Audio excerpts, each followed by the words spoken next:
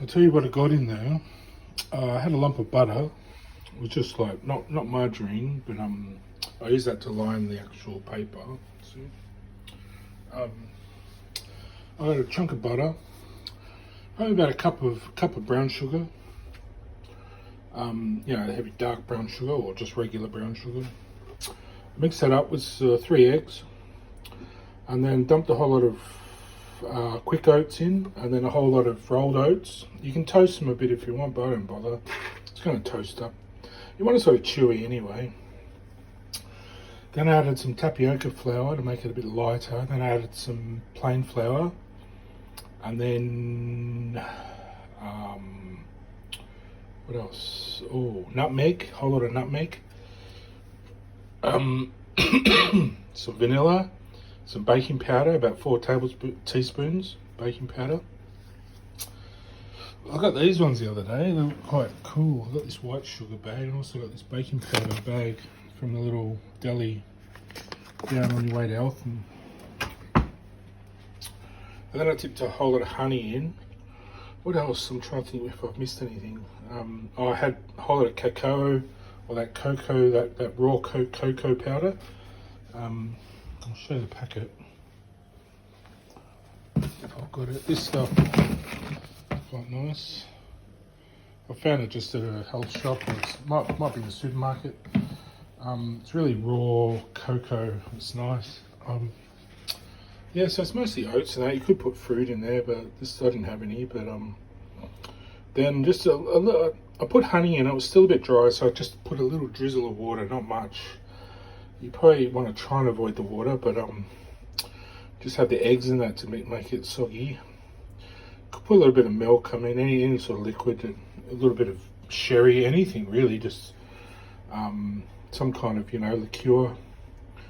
If you want to set it off a bit, just at the end. You don't want it too soggy though. You want it to be nice and crispy. And yeah, so it's going in the oven. Put 3 eggs. I'm just trying to think what else that's all I had, I think. I don't really measure it, but I bake so much. It's usually a cup of flour or 2 cups of flour. Probably a cup of flour and a cup of tapioca flour. A cup of sugar, 3 eggs, probably a little drizzle of water, probably two big teaspoons of honey, a nice big chunk of butter, about that big, a nice chunk. Just soften it, mix it around. A good couple of shakes of nutmeg.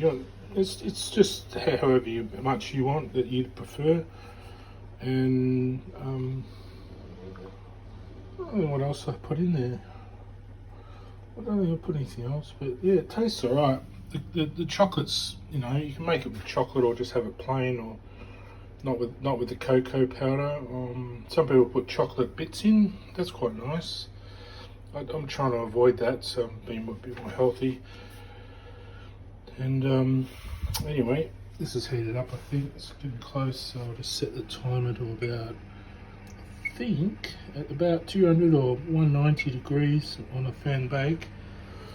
I think it's about 200 or something. I'll set the clock to about, I reckon, 35 minutes. So I'll just set that clock. 35. Yes, it's 2 in the morning. 20 past 2 in the morning. So I'll whack that in.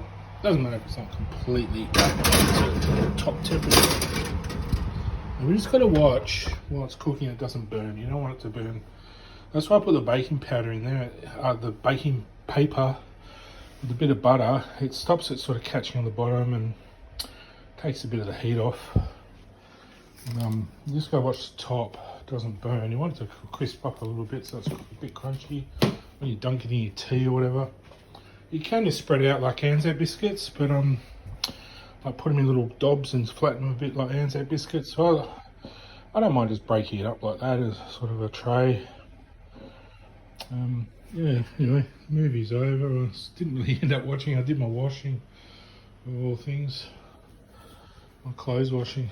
Nearly tidying up. It's slowly making more sense, this room, Mostly just a couple of things on the floor and My table needs cleaning off. It would be one of those tables that amounts junk and then I clean it off to do things. I'm so happy with my corner now. I've laid the speakers down. It sounds quite good. But yeah, my corner's good now. I like that corner. Got a spot for my speaker there. And before it was all hanging off the back, you know. Yeah, that bed's a spare bed. I like to sleep on there if I have guests. They can stay in my bedroom. So I just have it there just as a spare bed in case someone stays over. I had someone stay over. A friend of mine wanted to help someone find accommodation, so I let them stay here in the double bed, or someone can have the couch. It's quite a comfy couch if I have friends over or whatever. Don't have a lot of friends that would stay, but you never know. I always make someone new, maybe.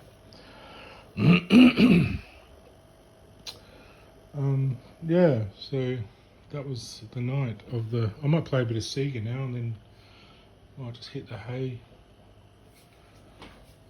Right. Oh, lovely out here. Little mice are in bed. I tied it up out here tonight. It looks a lot better.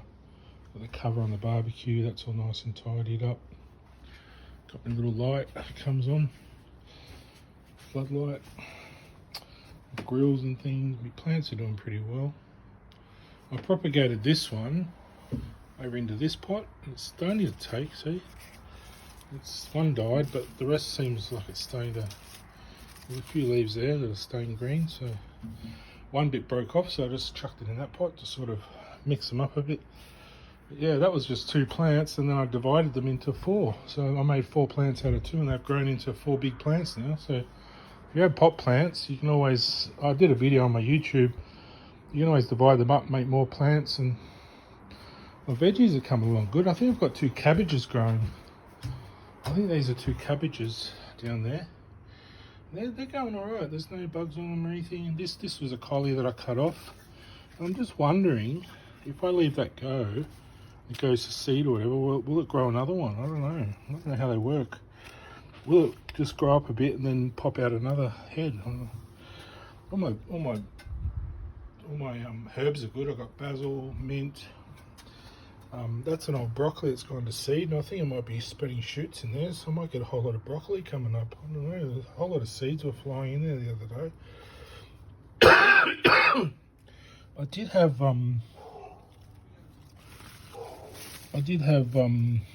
what's it called? Rosemary, but it died. These were my strawberries. They didn't do anything. Those seeds. That one might be one popping up, I'm not sure, but I think that's had its day, those 2 pots. I planted a couple of onions in there. I don't know if you can see those. That one in there. It's a couple of onions, but I had seeds in there, but they haven't grown. It was too cold this side. It's too shady. I've got solar panels over there behind that. I wanted to mount them on here, but there's no sun. You don't get the sun this side, so it's pointless. I couldn't get a charge up on them, so I didn't worry. My portable solar panel works. I've got a battery and I can run a basic little system. I wonder if I could run my fridge off it. That would work, wouldn't it? It'd save a bit. My freezer. Bit of power. Because that's constantly always on, that one. Anyway. Yeah, I found this picture frame up the road. I wonder if I could put something in it. That one's a bit big for it. Oh, they smell like they're cooking already. Oh, smells good. Smells like that cacao is burning though.